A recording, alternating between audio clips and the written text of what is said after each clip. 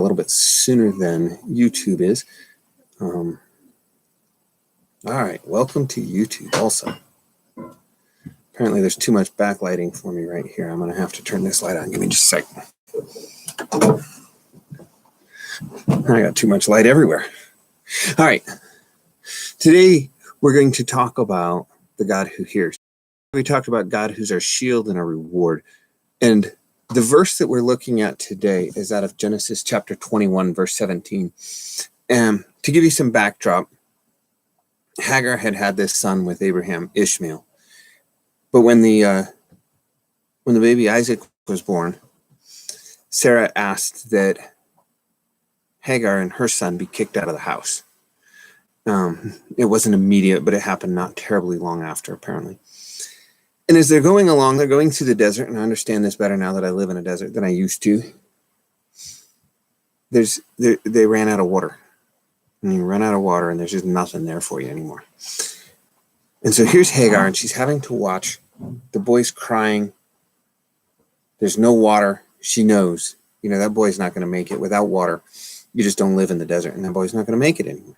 And so she's watching. And the scripture says, God heard the boy crying. And the angel of the Lord called to Hagar from heaven and said to her, "What's wrong, Hagar? Don't be afraid, for God has heard the boy crying from the place where he is." I think that's a great reminder for us. She's told following that, get up, take the boy by the hand. I will make him a great nation. He opens her eyes and she sees a well. But the key here, and the key for us to remember as we're looking at this, is that he's the God who hears.